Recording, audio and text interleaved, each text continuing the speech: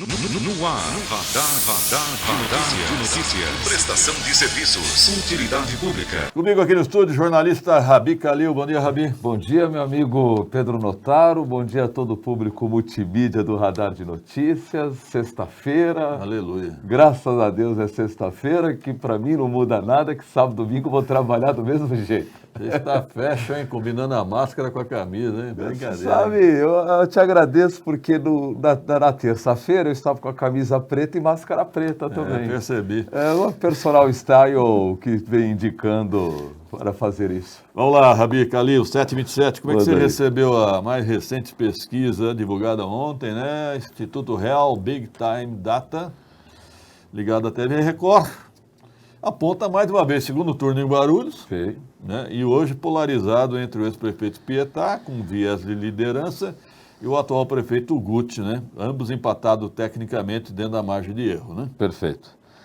Eu fiz até uma análise, se eu não me engano, é a segunda que o mesmo instituto eles fizeram, Sim. que fizeram a primeira no dia 7 de outubro, que lançaram, e essa segunda que foi na data de ontem, no dia 15. Né? Houve algumas oscilações. Oscilações, né? Por que a gente fala oscilações? Porque quando se muda números, mas dentro da margem de erro, então você oscila, né? Mas indica alguns índices. Por exemplo, você pega o Eloy, que oscilou de 26 para 28. 2 pontos para cima. Então, é uma oscilação positiva, né? Acompanhado do atual prefeito, do Guti, que também oscilou positivo de 23 para 25. Também 2 pontos. Né? E da candidata tucana, da Fran Correia, que oscilou 1 ponto positivo. Exatamente. Né? De 4 para 5. O detalhe interessante é do Rodrigo, que oscilou negativo, da anterior para essa, de 2 para 1. Né? Foi o único que os demais mantiveram. A Adriana se manteve? Manteve 3%. Manteve os 3%. Né? Tá. Agora, um detalhe interessante, Pedro.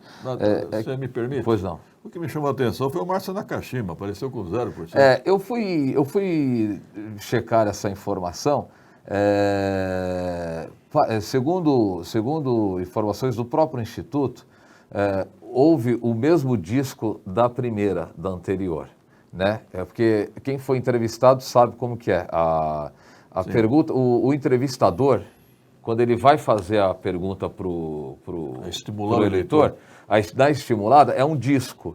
Né? E neste disco constava o nome do Márcio e ele não foi citado. Não é que ele não foi citado. Ele foi eliminado. Ele foi eliminado. Porque não é candidato. Porque não é candidato. Como a pesquisa foi registrada com o nome dele, então, para não descaracterizar a veracidade do registro... Mas gostei, então faz sentido, porque realmente ele não é candidato. Exato. Agora, explica esse 0% aqui. Isso. Porque a gente sabe que o Nakashima teria um potencial eleitoral. Não, se fosse de fato candidato, ele apareceria como na anterior ele apareceu também, com 4 aí, parece. Bom, eu vou reafirmar o que eu já falei lá atrás, acho que desde a primeira pesquisa Ibope.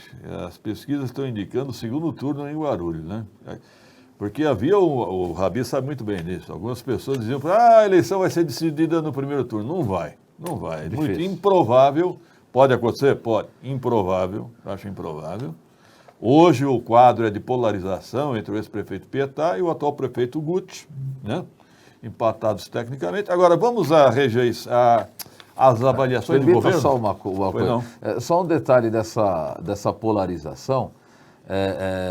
O Partido dos Trabalhadores, o PT tem na cidade, historicamente, o seu eleitorado fiel, que são aqueles 20%. De carteirinha. Isso daí ninguém tira do PT. Eles têm aqueles 20%. Esses 8, o Eloy, ele tem o voto dele, independente do PT. Ele já demonstrou isso há 2 anos, na eleição para deputado federal, sendo o deputado federal mais votado na cidade. 50 mil votos, na unha. Mais ainda, mais ainda. Então, assim, é um candidato que com toda a pandemia que teve, que houve, que está existindo, é o candidato que ele vem demonstrando, e oscilou positivo. Né? E eu encontrei, Pedro, detalhe interessante, eu encontrei essa semana o deputado federal Alencar Santana. Né? Eu encontrei com ele, a gente bateu papo, muito amigo pessoal, tenho um maior carinho pelo deputado Alencar, mandar até um abraço para ele. Né? E ele disse uma coisa, eu falei, olha, eu vejo o Eloy um adversário à altura, né? E um forte candidato. Ele falou, e olha, ainda o Exército não foi para as ruas. E essa pesquisa anima a militância, né? É lógico, a cada pesquisa a militância petista se anima, lógico. Bom, eu queria falar, Rabi e amigos, sobre avaliação de governos. Eu vou começar, olha só que interessante, pelo presidente Bolsonaro. 41% em Guarulhos aprovam e 51% desaprovam. Quer dizer que a rejeição ao Bolsonaro é maior do que a aprovação, o que me surpreendeu. Muito. Né? Muito bem. Aí vamos para o governador Dória. Ele empata com o presidente Bolsonaro no quesito desaprovação. 51% também desaprovam o Dória. Mas 35% aprovam, quer dizer que a aprovação é menor. Muito bem. Agora vamos para o prefeito Guti. 46% desaprovam e 38% aprovam. Olha, dentro da margem de erro, os três estão empatados também. É perfeito. Os três governos. Então percebam o humor do eleitor. Aí vem ao encontro aquilo que eu e o Rabi já falamos. O povo não está nem aí com as eleições e com a classe política, porque o povo está rejeitando os três governos, o municipal, o estadual e o federal. E esse reflexo haverá nas abstenções nos brancos e nulos. Nulos, principalmente nos nulos. Isso daí é o reflexo das abstenções dos brancos e nulos no dia 15 de novembro.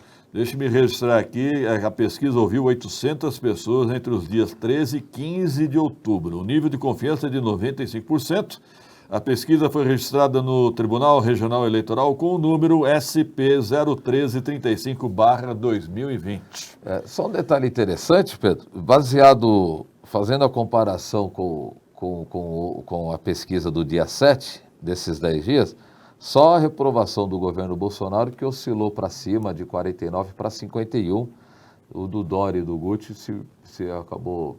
acabou se mantendo. E só um quesito que eu queria até depois, eu pedi até para a produção também levantar, verificar, qual que foi o porquê da diferença, que no dia 7 de outubro foram 1.000 entrevistados. E hoje foi 800. E de outro foi 800. Eu queria entender a lógica dessa diferença de 200. Eu, sinceramente, eu não sei qual que seria o argumento. O argumento, porque essa diferença de... Eu tenho uma outra perspectiva aqui, eu não entendi até hoje, porque na primeira pesquisa também não houve, e nessa segunda, por que não há possíveis projeções de segundo turno? Deveriam ter feito, né? Deveria. Isso ficou muito... Acho que o Ibope fez projeções de segundo turno. Já o Real Time Big Data não fez. Agora... Tem a questão da rejeição também. 28% para o Pietá e 28% para o Guti. É um dado interessante que também o Pietá oscilou 2 pontos para cima na rejeição. Eram 26, foi para 28. Né? Então, assim... E no Ibope, a rejeição do Guti era maior, né? Agora estão empatados. Isso.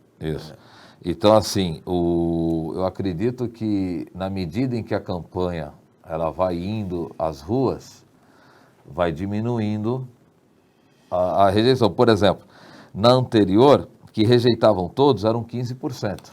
Né? Esses 15%, você pode ter certeza que são os 15% que não vão nem sair de casa para votar. É o nulo e o branco. E tem ainda mais uns 10%, porque 25% não vão nem sair de casa. 20% do eleitor guarulhense não sairão de casa para ir votar. Fora aqueles que irão e vão anular o voto. Tá difícil para todo mundo, viu? Tá difícil. Um detalhe interessante, Pedro, na medida em que vai se aproximando, vai se afunilando, e o eleitor ele vai se decidindo nos últimos 15 dias. Eu acredito que a partir do dia 1º de novembro, as campanhas começam a tomar corpo e o eleitor começa a falar, poxa vida, tem eleição. Ah, a eleição é domingo que vem? Ah, é daqui, nossa, é outro domingo a eleição.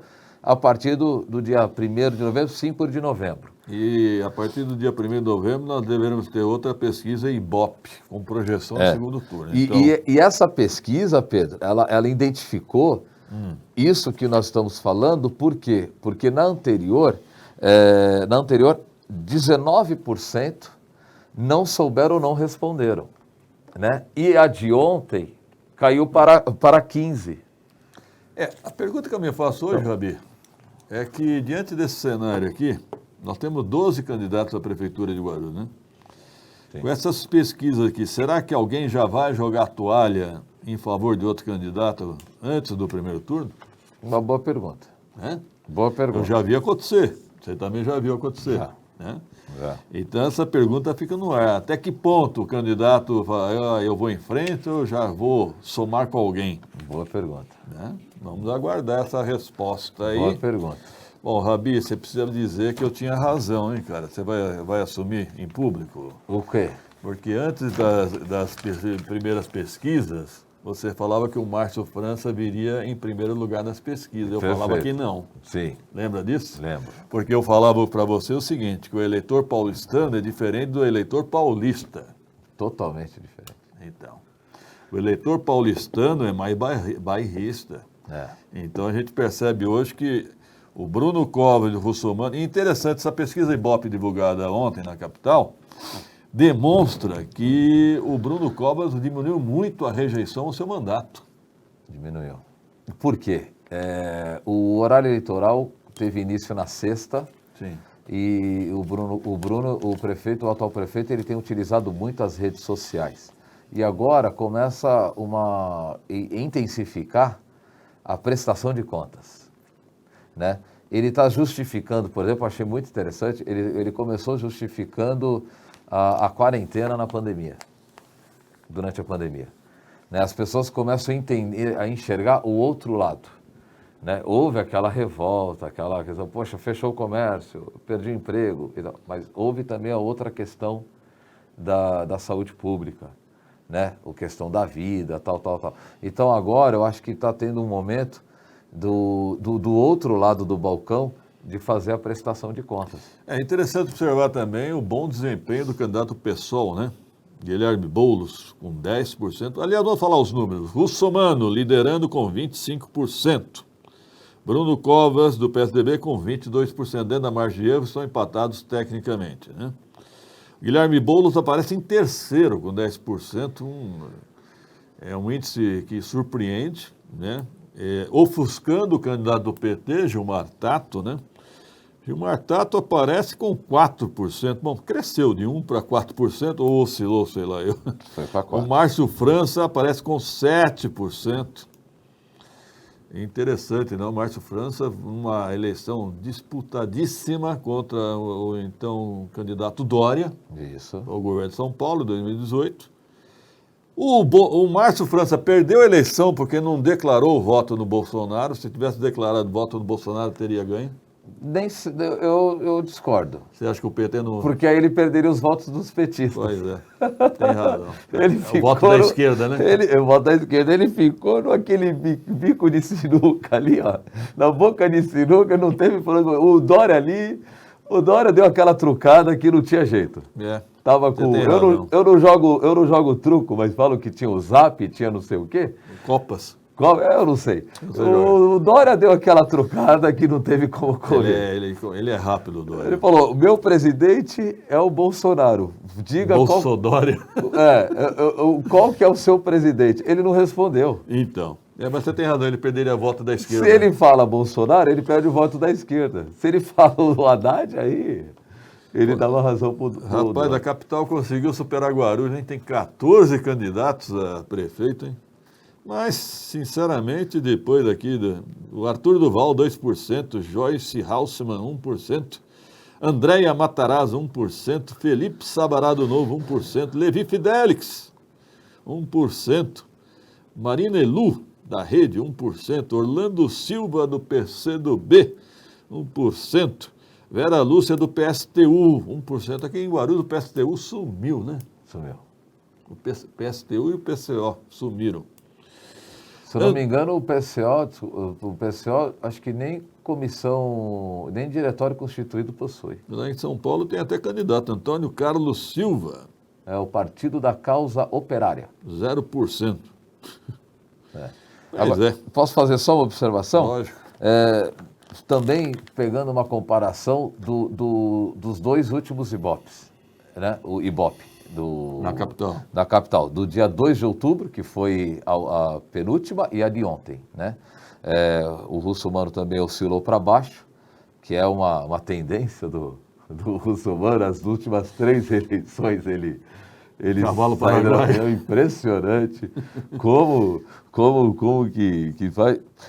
O atual prefeito oscilou para cima, o Boulos, ele oscilou 2 pontos positivos, de 8 para 10. Eu vejo que ele está pegando, ele está conseguindo absorver esse eleitorado da esquerda, o voto da esquerda. O Márcio França se manteve com 7 pontos, eu tenho muitos amigos lá, e eu conversei com o pessoal da coordenação, ontem, inclusive, quando saiu o Ibope. E a expectativa deles é dizer ao paulistano que o Márcio é candidato através da TV. Essa pesquisa não foi feita ainda com porque o horário eleitoral teve início na sexta-feira. Uma semana hoje.